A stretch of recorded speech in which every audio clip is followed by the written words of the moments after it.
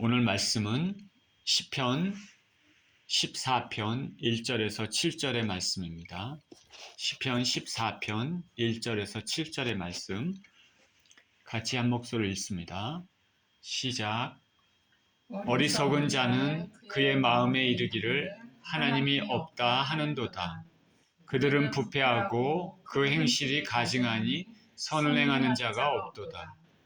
여호와께서 하늘에서 인생을 굽어 살피사 지각이 있어 하나님을 찾는 자가 있는가 보려 하신즉 다 치우쳐 함께 더러운 자가 되고 선을 행하는 자가 없으니 하나도 없도다.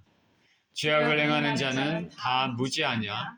그들이 떡 먹듯이 내 백성을 먹으면서 여호와를 부르지 아니하는도다. 그러나 거기서 그들은 두려워하고 두려워하였으니 하나님이 의인의 세대에 계심이로다. 너희가 가난한 자의 계획을 부끄럽게 하나 오직 여호와는 그의 피난처가 되시도다. 이스라엘의 구원이 시온에서 나오기를 원하도다. 여호와께서 그의 백성을 포로된 곳에서 돌이키실 때 야곱이 즐거워하고 이스라엘이 기뻐하리로다. 아멘. 어리석은 무신론자라는 제목으로 말씀을 나누도록 하겠습니다. 기도합니다. 하나님 아버지, 감사합니다. 부족한 인생들 주님 앞에 나왔사오니 우리 하나님 말씀 가운데 귀를 기울일 수 있게 하여 주시고 우리 심령에 은혜를 주셔서 말씀이 심령에 귀하게 내려지고 뿌리가 박히고 열매를 맺을 수 있도록 축복하여 주시옵소서. 말씀 가운데 살아계신 하나님을 만나는 시간이 되게 하여 주옵소서. 감사드리며 우리 주 예수 그리스도 이름으로 기도합니다. 아멘.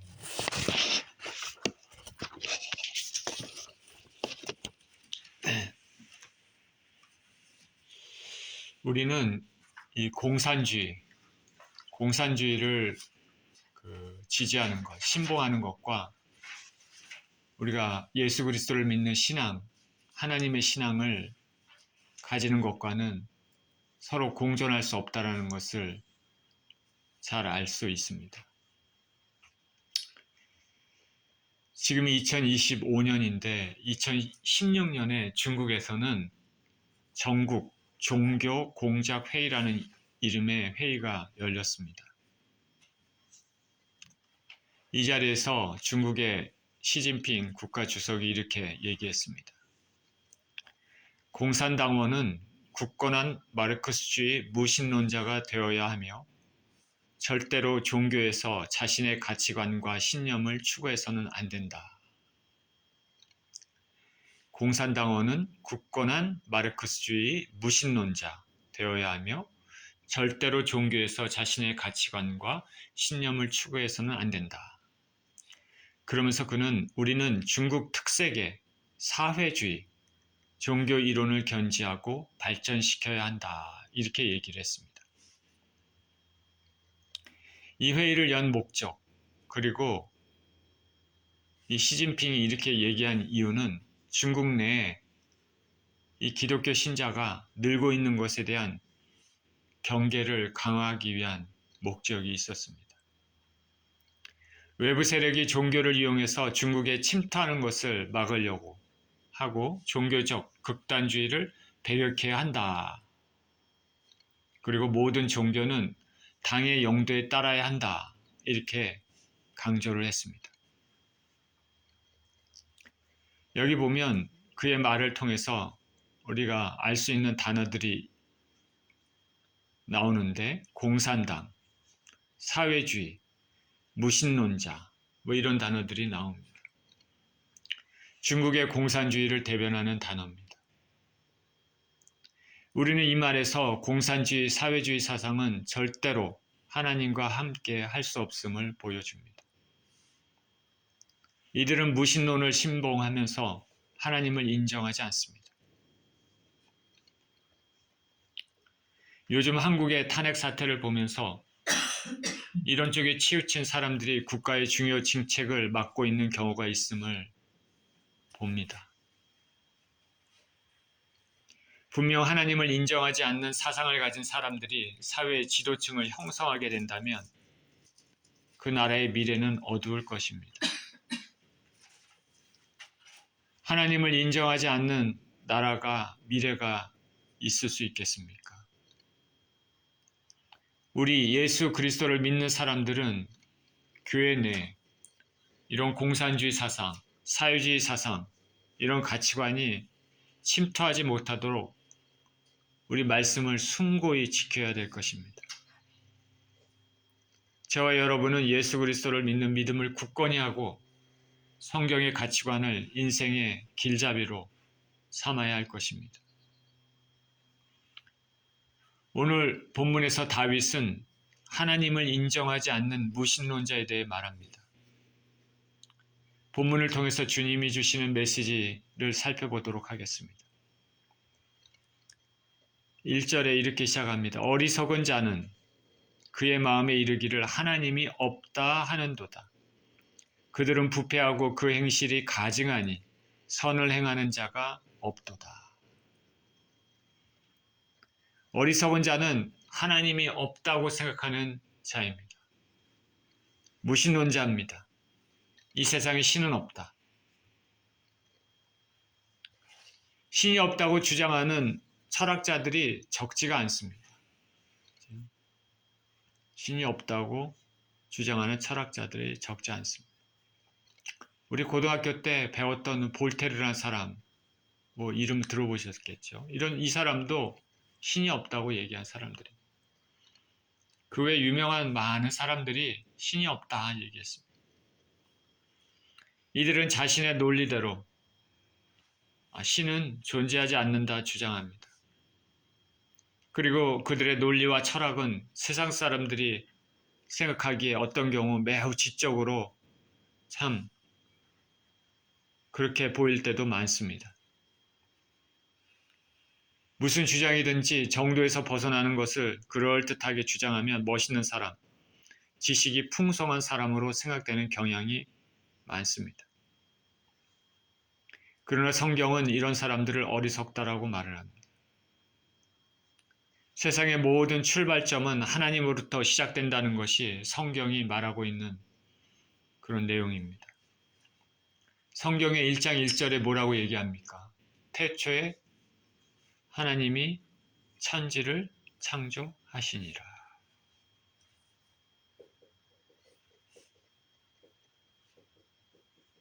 태초에 하나님이 계시니라.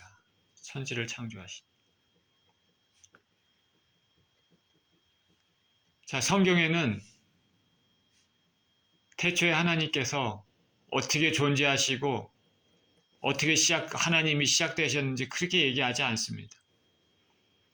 하나님의 아버지가 누군지, 하나님의 어머니가 누군지 그런 얘기도 없습니다. 성경은 태초에 하나님이 천지를 창조하시니라. 그렇게만 말하고 있습니다. 모세가 하나님의 부르심을 받았을 때 하나님의 이름을 묻는 장면이 출애굽기에 나옵니다. 그때 하나님께서 말씀하셨습니다. I am who I am. 나는 스스로 있는 자니라. 야훼입니다. 야훼. 나는 스스로 있는 자니라. I am who I am.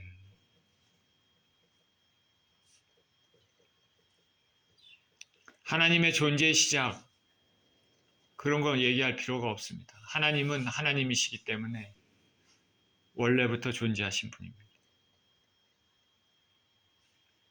제가 대학교 때 친하게 지냈던 친구가 있습니다. 성격도 재미있고 참 좋은 친구인데 학교 졸업하고 각기 직장에 다니면서 또 결혼도 하고 했습니다. 그 외에 친구들 모임이 있어서 만났는데 왠지 벽이 느껴졌습니다. 이 친구는 예수님을 믿지 않았습니다. 그리고 제가 예수님을 믿는다는 것을 친구들이 잘 알고 있었습니다. 제가 기억은 나진 않지만 은연중에 예수님에 대한 얘기를 종종 친구들에게 했던 것 같습니다. 이 친구는 웃으면서 야, 하나님이 아들이 있어? 참 웃기다. 무슨 하나님이 신이 또 아들이 있냐? 참 웃기다. 허황된다. 이렇게 얘기했습니다. 성경에 예수님이 하나님의 독생자이심을 말하고 있는데 그것을 믿을 수 없다는 것이죠. 믿기 어렵다고 합니다. 이 마음이 안타깝습니다. 그 세상적인 그 영이 눈이 띄어지지 않으면은 이렇게 생각할 수 있습니다. 믿음은 모든 사람의 것이 아님을 우리가 알 수 있는 것입니다. 이 친구는 참 재미있고 저와 친하게 지냈던 친구고 또 성격도 참 좋고 그랬는데 참 이런 부분에 대해서는 우리가 어떻게 할 수가 있는 부분이 아닙니다. 저와 여러분이 예수 그리스도를 믿는 믿음이 이 안에 있다면은 이것은 하나님의 은혜임을 알아야 되는 것입니다. 요한복음에서 예수님은 아버지께서 부르지 않으면 아무도 내게 나올 수 없다 말씀하고 있습니다. 같은 동일한 복음의 말씀을 들어도 어떤 사람은 마음의 문을 열고 주님 앞에 나오지만 어떤 사람은 그렇지 않죠. 성경에는 왜 그럴까? 같은 인간인데 아버지께서 부르시지 않으시면 아무도 내게 나올 수 없다. 그렇게 성경은 말하고 있습니다. 여러분은 예수 그리스도께서 하나님의 아들이심을 믿고 계십니까? 믿고 계신 줄 제가 알고 있습니다. 그렇다면 여러분은 복된 자입니다. 이 진리는 아무나 소유할 수 있는 것이 아닙니다. 특히 세상적인 지식이 가득 찬 사람들에게는 더욱더 그렇습니다. 하나님의 존재는 과학으로 설명할 수 있는 그런 문제가 아닙니다. 하나님은 과학을 초월한 것이죠. 영의 세계는 과학으로 우리가 어떻게 할 수 있는 것이 아닙니다. 그러나 분명히 존재합니다. 그 마음에 하나님이 없다고 생각하는 사람들, 이 세상에 하나님은 어디 있어? 때로는 유식해 보여도 다 어리석은 자입니다. 그들은 부패하고 행실이 가증하다 말합니다. 선을 행하는 자가 없다 말합니다. 근데 무신론자 중에서도 도덕론자들이 있습니다. 그래도 세상적인 기준으로 도덕적으로 살려고 하는 사람들이 있습니다. 무신론자라고 해서 막 엉망진창으로 사는 사람만 있다고 생각하면 안 됩니다. 도덕론자들도 있습니다. 자기 나름대로 도덕적으로 행동하며 살려고 하는 것이죠. 그러나 세상 사람들의 눈에 도덕론자로서 올바른 윤리를 가지고 산다고 해도 다 그들이 행하는 모든 행위와 생각들 이런 것들은 다 부패한 것입니다. 그 행실도 가증한 것이죠. 왜 그러냐면 이 세상을 창조한 창조주를 무시하고 피조물이 자신의 힘으로 자신을 지혜롭게 여긴다고 느끼면서 자신의 노력으로 하나님께 영광을 돌리지 않는 삶을 살고 있기 때문입니다. 그리고 자신의 힘으로 도덕적으로 열심히 살면 내가 구원을 얻을 수 있다 생각할 수도 있는 것입니다. 지금도 이렇게 생각하는 사람이 많고 세상의 종교도 이렇게 믿고 있는 것들이 참 많습니다. 이슬람에는 선을 많이 쌓아야지 된다고 하지 않습니다. 유대교도 마찬가지죠. 얼마나 선을 쌓아야 되느냐. 그러나 이 세상에 많은 노력과 선을 쌓는다 하더라도 하나님의 기준에는 미치지 못합니다. 왜냐하면 인간은 다 죄인이기 때문에 그 심령 안에 죄로 가득 차 있습니다. 이 세상에 많은 죄가 있지만 하늘나라 관점에서 하나님 인정하지 않고 하나님 믿지 않고 사는 죄가 가장 큰 죄입니다. 자신을 우상으로 섬기는 사람이기 때문입니다. 이 세상에 많은 죄가 있지만 하나님을 멀리하고 하나님을 인정하지 않고 믿지 않고 사는 죄가 가장 큰 죄입니다. 서두에 말씀드렸다시피 태초에 하나님이 계시니라. 태초에 하나님이 천지를 창조하시니라. 이것을 우리가 믿는다면은 무신론은 성경에 정면으로 위배되는 것입니다. 그리고 세상에 많은 신이 있다. 자, 인도에나 어디 저런 데 가면 그렇게 믿죠. 다신론. 이것도 성경에 위배된 것이죠. 그리고 모든 것에 신의 숨결이 있다. 범신론. 이것도 마찬가지입니다. 물질은 영원하다. 물질이 영원하다고 주장하는 것도 틀리고 인간이 모든 것의 중심이 되는 인본주의도 믿음과 함께 할 수 없는 사상입니다. 인본주의. 자, 단어가 아주 좋습니다. 그죠? 따뜻하고 훈훈한 좋은 단어처럼 느껴집니다. 인본주의. 사람을 존중하는 주의. 겉으로 보기에 좋아 보입니다. 인간을 사랑하는 인간애를 보여주는 것처럼 보입니다.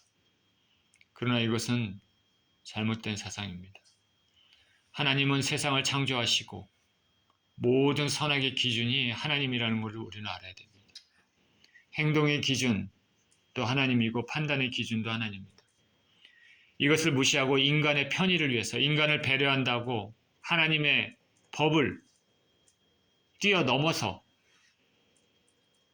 인간의 배려를 한다고 인간의 편의를 위해서 인간의 자기 주장을 위해서 이런 걸 주장하는 것은 그런 것들은 하나님께 심판을 받게 될 것입니다. 태초에 인간이 죄를 지었습니다. 아담이 먼저가 아니고 하와가 먼저 죄를 지었습니다. 성경에 그것을 말하고 있죠. 그럼으로써 인류에게 죄가 들어왔습니다. 우리는 지금 여성 인권이 향상되는 시대에 살고 있습니다. 예수님께서도 여성들의 권리를 존중하시고 사랑하시고 보호하셨습니다. 그러나 지금은 창조 질서를 어기면서까지 여성 인권을 주장하는 사람들이 있습니다. 가정에서도 남편을 무시하고 자기가 왕으로 행세하는 여자들이 있습니다. 인본주의적인 것이고 하나님의 심판을 자초하는 일입니다. 낙태를 자기 힘으로 선택하는 것도 하나님 무시하는 것이죠. 내 몸은 내가 정한다. 독립심이 강하고 자기 앞가림을 할 줄 아는 괜찮은 사람이라 생각할지 몰라도 내면에는 하나님 중심이 아니라 인본주의라는 잘못된 사상이 존재합니다. 자궁에 착상된 태아는 자신의 것이 아니라 하나님께서 정해준 새로운 한 인격을 가진 생명체인데 자기 마음대로 할 수 있는 것이 아니죠. 동성애도 마찬가지입니다.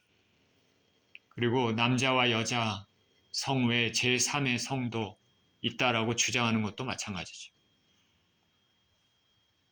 하나님은 태초에 남자와 여자로 인간을 만드셨습니다. 자기 마음대로 제3의 성을 주장하는 것은 대놓고 뻔뻔하게 하나님 배척하는 것입니다.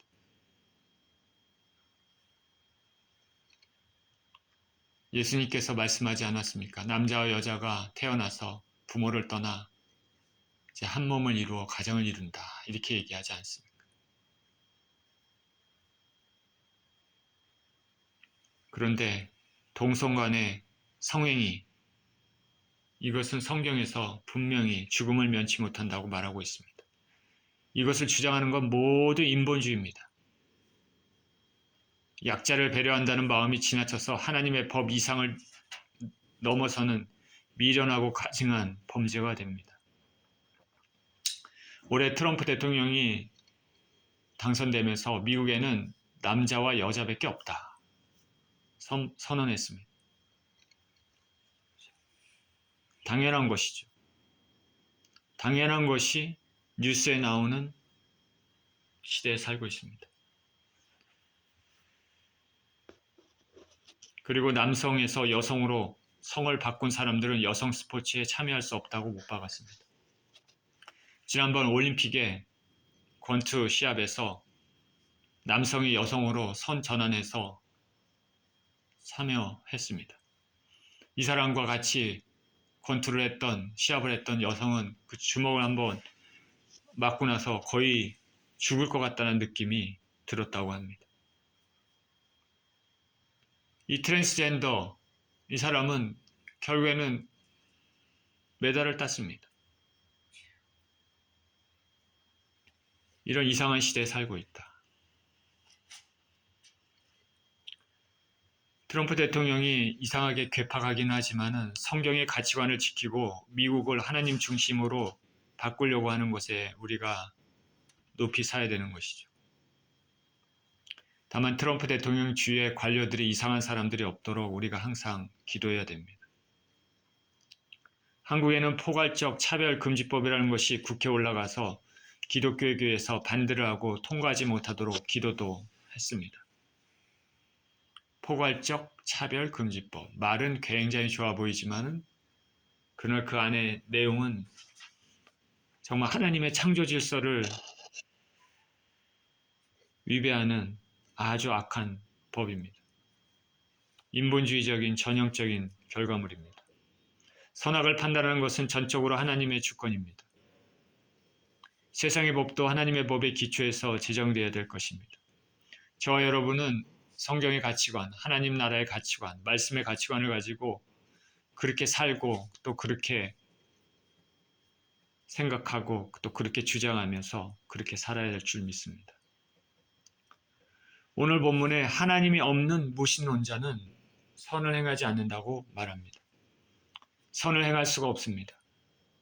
하나님이 계시지 않는 인격에서 선한 행위가 나올 리 만무하기 때문입니다.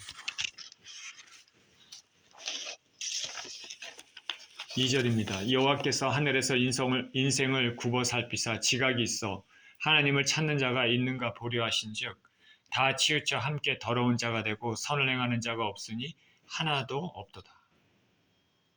하늘에서 하나님께서 이 땅에 사는 사람들을 이렇게 사는 그 형태와 그 마음을 다 들여다보셨는데 한 사람도 하나님을 찾는 자가 없고 다 함께 치우쳐 더러운 자가 되고 선을 행하는 자가 없다. 그렇게 말합니다. 이것이 인간의 본연의 모습입니다.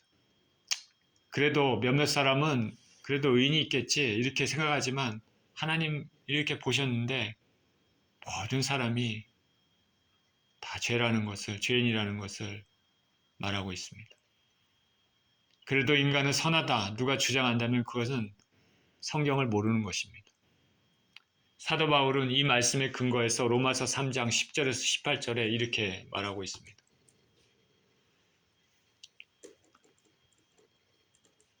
같이 한번 읽어볼까요? 시작. 기록된 바 의인은 없나니 하나도 없으며 깨닫는 자도 없고 하나님을 찾는 자도 없고 다 치우쳐 함께 무익하게 되고 선을 행하는 자가 없나니 하나도 없도다. 그들의 목구멍은 열린 무덤이요 그 혀로는 속임을 일삼으며 그 입술에는 독사의 독이 있고 그 입에는 저주와 악독이 가득하고 그 발은 피 흘리는데 빠른지라 파멸과 고생이 그 길에 있어 평강의 길을 알지 못하였고 그들의 눈앞에 하나님을 두려움이 없느니라 함과 같으니라. 이것이 인간의 본 모습입니다. 자기 힘으로 하나님을 찾을 수 없으며 하나님을 기쁘시게 할 수도 없고 모두 결국 죄로 인해 멸망받을 수밖에 없는 것이 인간의 실체입니다. 멀쩡하게 밥을 먹고 걸어다니고 잠을 자고 호흡하고 이렇게 산다고 해도 그 모든 것은 죽음의 그림자 안에서 행하는 것이고 결국 멸망의 길로 갈 수밖에 없는 것이 인간입니다. 아담의 타락한 본성을 가지고 있는 인간은 자신의 힘으로 자신을 건질 수 없는 연약한 존재입니다.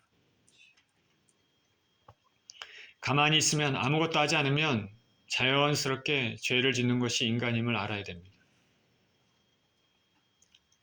제가 인생을 지금까지 살면서 확실히 느낄 수 있는 것은 인간은 죄덩어리라는 것이죠. 온통 냄새나는 죄로 가득 차 있는 것이 인간입니다. 우리 주위에 그리고 매스컴에서 나오는 뉴스들 온갖 추악한 행위가 난무하는 세상입니다. 어떤 사람은 대놓고 어떤 사람은 은밀하게 어떤 사람은 우아하게 자신을 속이면서 내면은 더러운 것으로 사는 사람들이 많습니다. 저와 여러분들은 어떻습니까? 솔직하게 말해서 나는 그래도 온전한 의인이다. 그렇게 말할 수 있습니까? 그러니 우리 주 예수 그리스도가 없으면 우리 모든 인생은 가련한 인생임을 알아야 됩니다. 예수님을 알게 해주신 하나님께 감사를 드립니다. 우리에게 믿음을 주신 것에 감사를 드립니다. 수많은 사람들 중에 어찌하여 내가 예수 그리스도를 믿게 되었을까? 수많은 사람들 중에 어찌하여 내가 예수님을 믿게 되었을까? 예수님을 믿는 믿음은 참으로 귀하다는 것을 여러분 아셔야 됩니다. 참으로 귀하다는 것을 아셔야 됩니다. 믿고 싶어도 믿지 못하는 사람들이 많이 있습니다. 막 강요를 해도 믿지 않습니다. 또 믿을 수도 없습니다. 신앙은 내가 뭐 해서 한다는 것이 아니죠. 신앙은 위로부터 내려주시는 것이기 때문에 그렇습니다. 제가 학교에서 성경 과목을 강의하고 있습니다. 서베이 오브 바이블이라는 과목인데요. 학생들 중에 파키스탄, 방글라데시, 네팔, 베트남 등 다양한 나라 출신의 학생들이 있습니다. 기독교를 믿는 사람들도 있지만 이슬람을 믿고 불교를 믿는 사람들도 있습니다. 수업 시간에 몇몇 학생은 몸이 근질근질합니다. 특히 이슬람 학생들이 그렇습니다. 어떻게 해서든지 수업을 빠지려고 합니다. 맨 뒷좌석에 앉습니다. 수업 시간에. 딴청만 부립니다. 지난 몇 주간, 최근 몇 주간은 이슬람 종교에서 라마단 기간이라고 했습니다. 그래서 몇 주간은 자기네는 수업을 못 듣겠다. 그리고 빠지겠다고 합니다. 어떻게든 안 들으려고 하는 겁니다. 라마단 기간이 딱 끝났는데도 그 다음 주에 이슬람 무슨 종교일이 있어서 수업을 못 오겠다. 그렇게 얘기합니다. 학교에 얘기해서 이렇게 수업을 계속 빠져도 되겠느냐. 그래서 학교에서는 미국의 방침이 있죠. 유학생들은 몇 번까지는 가능하지만 몇 번 이상은 빠지면은 그거는 안 되는 거죠. 그 신분 자체가 성립이 안 됩니다. 그렇게 되면. 그래서 학교에 제가 이 얘기를 하고 그러면 학교에서 메일을 해서 학생들한테 보냈습니다. 너희들 이렇게 3번까지는 우리가 어떻게 되지만 그 이상은 안 된다. 그래서 수업 시간에 학생들이 또 저한테 찾아왔습니다. 빠지면 안 되겠느냐. 분명히 학교에서는 메일을 보냈다고 하는데 안 받은 것처럼 하면서 얘기를 하는 거죠. 어떻게든지 빠지려고 하는 거예요. 어떻게든지 안 들으려고 합니다. 자기들의 신앙을 지키려는 학생들의 마음도 어찌 보면 이해가 갑니다. 그런데 이렇게 예수님을 믿지 않고 계속 살면 그들의 결국이 어떻게 될까?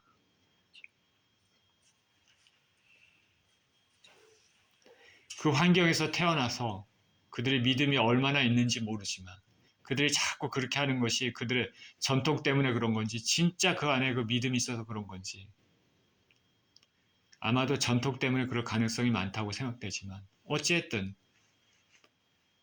생명을 살릴 수 있는 그 길, 그 말씀을 안 들으려고 하는 거예요. 안 들으려고. 어떻게든지 빠지려고. 그러니 우리가 예수 그리스도를 믿게 되는 것이 얼마나 큰 은혜인지 알아야 되는 것이죠.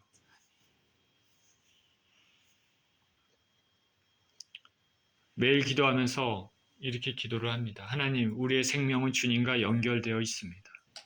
주님의 은혜가 없으면 한순간도 살 수 없습니다. 나의 삶의 존재 이유가 주님입니다. 주님의 기쁘신 뜻을 행하는데 이 조그만 인생이 사용되었으면 좋겠습니다. 이런 고백을 드리고 있습니다. 우리가 구원받게 된 것은 보통 일이 아닙니다. 우리 가족과 친지들, 친구들, 동료들, 세상 사람들이 예수님께 나올 수 있도록 기도하고 힘쓰는 저와 여러분이 되시기를 축원드립니다. 하나님이 위에서 보실 때 인생 중에 지각이 있어서 하나님을 찾는 자가 있는지 보셨다고 합니다. 지각은 영적인 지각입니다. 이 영적인 지각은 하나님을 발견할 수 있는 지각입니다. 그래야지 하나님의 뜻을 행할 수 있습니다. 그러나 그러한 사람이 없었습니다. 다 치우쳤습니다.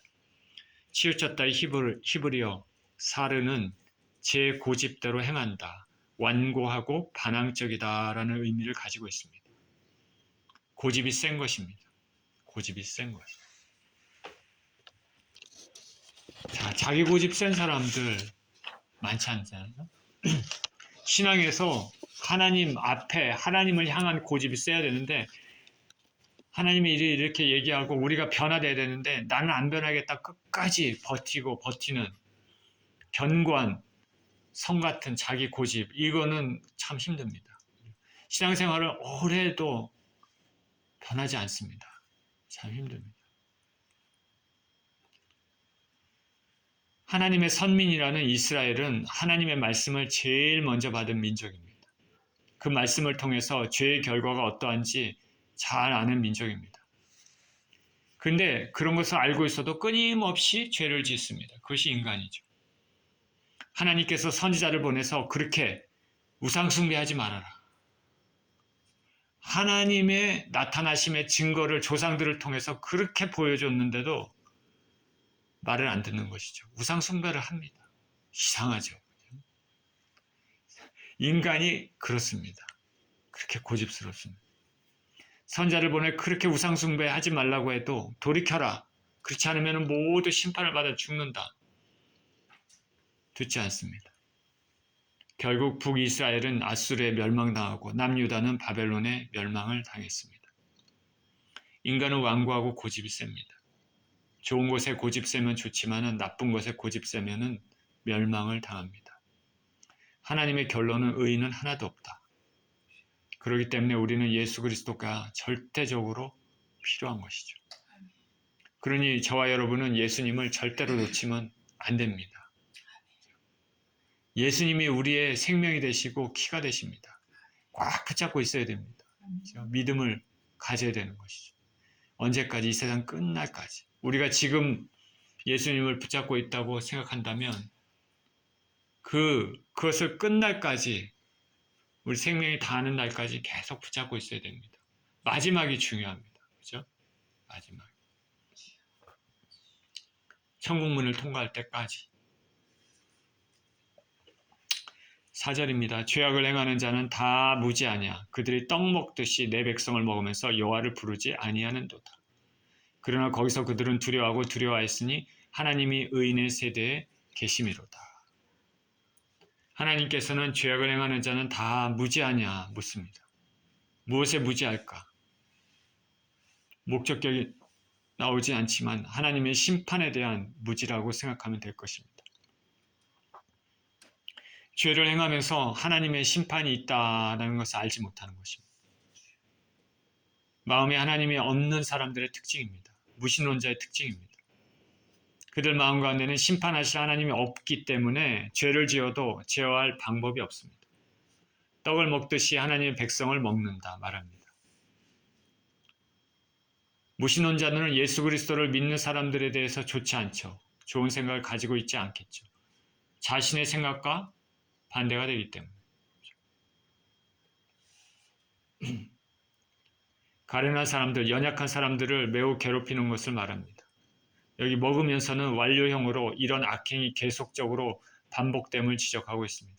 하나님 없이 인생을 살면서 하나님께 부르짖지 않고 오히려 하나님 백성들을 계속적으로 괴롭히는 것이죠. 무신론자들은 자신의 사상, 생각들을 얘기하면서 기독교를 비판하고 믿는 사람들을 비판하는 것이죠. 그러나 그들은 거기서 두려워하고 두려워하였다 말합니다. 본문의 저자가 다윗인데 다윗이 무슨 환상을 보았거나 계시를 받은 것처럼 느껴집니다. 거기서 두려워하고 두려워했다. 하나님의 심판의 장소에서 이런 악행하는 자들, 하나님을 마음에 두지 않는 자들, 하나님이 없다고 생각하는 자들이 받을 심판의 무서움을 본 것 같이 보입니다. 성경은 분명히 하나님이 계시고 그 하나님은 당신의 공의대로 반드시 모든 인생들을 심판하신다고 말씀하십니다. 그 심판날에는 우리가 이 땅에서 행했던 모든 것들에 대해서 하나님 앞에 직고해야 됩니다.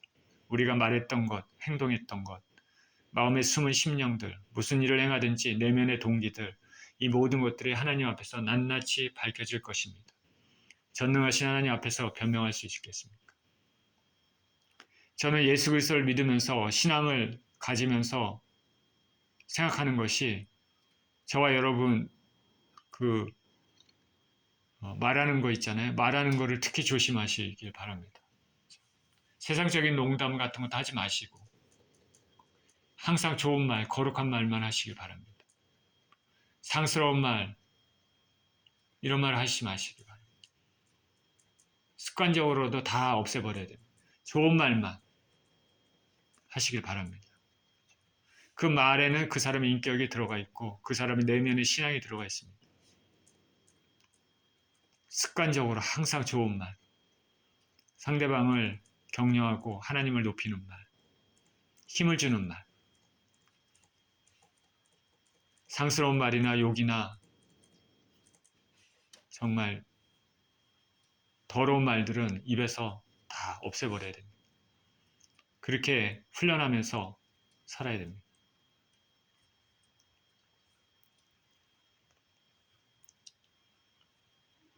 그 하나님의 심판날에는 악인은 그 악한 행위대로 영원한 멸망의 구더기로 들어갈 것입니다. 하나님의 심판이 무서운 것은 공의로운 것이기 때문이고 그 심판은 영원히 되돌릴 수 없기 때문에 한번 내려지면 되돌릴 수 없기 때문에 그렇습니다. 지금 이 땅에서 죄를 지으면 죄로 이렇게 판명이 나면은 무슨 항소도 하고 막 그러지 않습니까? 삼세판 하듯이. 하나님의 심판은 뭐 항소합니까? 없습니다. 모든 것을 아시는 완벽히 공의로운 하나님께서 한번 내린 심판은 끝입니다. 되돌릴 수 없습니다. 그러니까 심판 자리에 가기 전에 우리가 돌이키고 되돌리고 예수 그리스도의 피를 의지하며 회개하고 그래야 됩니다. 한판 내려지면 기회가 없고 영원한 고통만 있습니다. 어떤 기독교인이 마지막 날 백보자 심판의 환상을 보았다고 합니다. 하늘과 땅은 다 파하여 간데없고 백보자의 하나님이 계시고 그 앞에 심판받는 사람이 보이는데 심판받는 사람은 엎드려 있어서 몸이 시커멓게 수처럼 굳은 것처럼 보이고 완전히 몸이 얼은 것처럼 보여서 왜 그런가 했더니 너무나 하나님 앞에 무서워갖고 너무나 무서워서 어떻게 하지를 못하는 그런 아주 몸이 시커멓고 수텅이처럼 굳어 있습니다. 죽은 자와 같이 엎드려 꼼짝 못하고 있는 그런 환상을 보았다고 합니다. 변명도 하지 못합니다. 심판자이신 하나님 앞에 그렇게 엎드려 있다가 심판이 선고가 딱 되고 나니까 순식간에 밑이 열리면서 그 밑으로 빛의 속도로 형벌의 장소로 빨려 들어가고 없어졌다고 합니다. 우리가 이러한 영적 체험에 대해서는 조심스럽게 받아들여야 되겠지만은 성경에 있는 대로 우리는 반드시 심판이 있음을 알고 우리 삶을 항상 조심해야 됩니다. 다윗은 이러한 하나님을 모르는 사람들은 두려워하고 두려워한다고 말합니다. 그러나 거기서 그들은 두려워하고 두려워하였으니 그러나 하나님을 알고 경외하며 살았던 의인들은 하나님이 함께 하신다고 말씀하고 있습니다. 하나님이 의인의 세대에 계심이로다.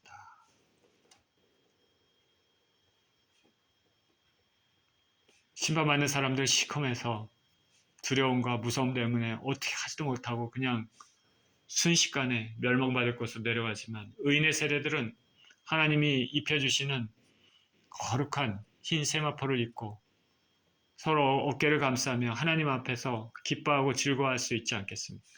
의인의 세대입니다. 의인의 모임입니다. 하나님께서 악인에게는 심판의 형벌을 내리시지만 당신의 모든 백성들, 의인의 세대에는 자비로 함께 하십니다. 의인의 세대에 드시는 저와 여러분 되시기를 축원드립니다. 시편 1편에서도 이렇게 얘기합니다. 시편 1편 4절에서 6절에 악인들은 그렇지 아니하며 오직 바람에 나는 겨와 같도다. 그러므로 악인들은 심판을 견디지 못하며 죄인들이 의인들의 모임에 들지 못하리로다. 무릇 의인들의 길은 여호와께서 인정하시나 악인들의 길은 망하리로다라고 말하고 있습니다. 6절입니다. 너희가 가난한 자의 계획을 부끄럽게 하나 오직 여호와는 그의 피난처가 되시도다. 이스라엘의 구원이 시온에서 나오기를 원하도다. 여호와께서 그의 백성을 포로된 곳에서 돌이키실 때 야곱이 즐거워하고 이스라엘이 기뻐하리로다. 악인들은 하나님의 백성들이 이러한 박해로부터 벗어나고자 하는 그 계획까지도 방해한다 말합니다. 그러나 그런 상황에서도 하나님은 연약한 자기 백성들을 피난처가 되십니다. 다윗은 하나님의 백성들의 구원이 언약궤가 있는 시온에서 나오기를 기도하고 있습니다. 이는 하나님의 임재의 처소로부터 하나님께서 구원의 은혜를 연약한 자기 백성들에게 베푸시기를 기도하고 있는 것입니다. 하나님은 그 거룩한 임재의 처소에서 의인들, 하나님의 백성들이 악인들로부터 박해를 받을 때 구원의 은혜를 베푸실 것입니다. 다윗은 그런 하나님의 은혜, 구원을 주실 것을 확신하고 있습니다. 우리도 다윗처럼 공의 하나님을 믿고 신뢰하며 나아가야 할 것입니다. 오늘 본문은 하나님을 모르는 사람의 어리석은 삶을 말하고 있습니다. 또 이들이 받을 심판을 말합니다. 이들은 하나님의 백성들을 박해하고 힘들게 합니다. 그러나 이들의 결국은 심판이고 하나님을 인정하는 하나님의 백성들은 의인으로 판명날 것입니다. 창조주를 기억하고 그의 영광을 위해 사는 것은 우리 인생의 가장 기초적이고 중요한 것입니다. 이렇게 사는 것이 가장 지혜로운 삶입니다. 우리 주 예수 그리스도를 통한 구원의 은혜에 감사하며 범사에 하나님 인정하고 사시는 저와 여러분 모두 되시기를 예수 그리스도 이름으로 축원드립니다. 기도하겠습니다. 하나님 우리 아버지, 세상의 많은 사람 가운데서 어떻게 해서 우리에게 믿음을 주시고 예수 그리스도를 알게 해주셨는지 감사할 따름입니다. 우리가 참 죄인이고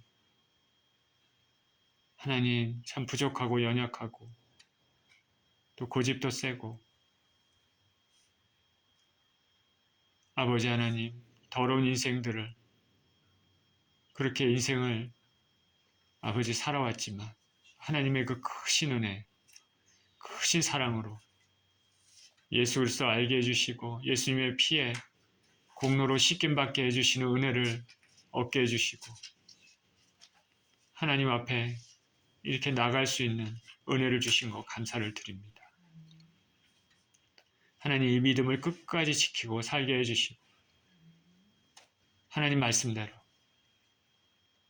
성경의 가치관, 말씀의 가치관을 가지고 생각하며 행동하며 또 실천하며 살 수 있는 우리 모두 될 수 있게 해주시고 이 땅을 떠나기까지 영원한 천국의 문에 입성하기까지 믿음을 잘 지켜 승리하는 인생이 되도록 축복하여 주시옵소서. 감사드리며 우리 주 예수 그리스도 이름으로 기도합니다. 아멘.